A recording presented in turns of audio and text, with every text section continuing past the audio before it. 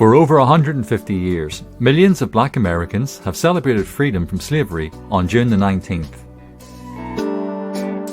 This makes Juneteenth the oldest known celebration that commemorates the ending of slavery in the United States.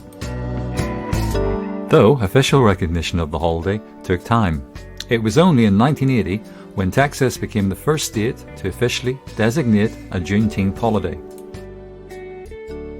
On June the 17th, 2021, President Joe Biden signed legislation to make Juneteenth a federal holiday. Since then, about half the states in the US have joined Texas in making Juneteenth a state holiday. The remaining states officially recognize Juneteenth and have an official observance of the day. Let's take a closer look at the history of Juneteenth. Officially known as Emancipation Day, and also called Juneteenth Independence Day and Freedom Day, Juneteenth is a portmanteau word for June and 19th. It marks the occasion on June the 19th, 1865, when General Gordon Granger arrived in Galveston, Texas, and announced the end of the Civil War and slavery.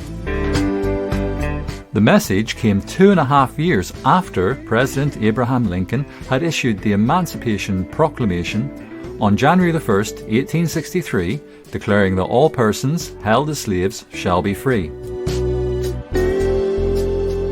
This news had arrived late in the state of Texas, one of the last strongholds of the South. The Emancipation Presidential Order could not be enforced in many places until after the Civil War had ended in April 1865. Although the news of the Emancipation reached towns at different times across the South, there was a collective decision to recognize June the 19th as the date of the Emancipation.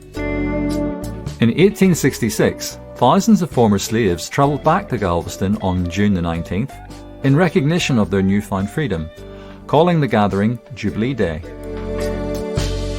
A few years later, in 1872, a group of black Americans purchased 10 acres of land in Houston and named it Emancipation Park. It was devoted as a Juneteenth celebration site and is still around to this day. Today, celebrations of Juneteenth include parades, storytelling, barbecues and baseball. Strawberry soda pop is the drink of choice, and the building from which General Granger read the proclamation is now an historic landmark.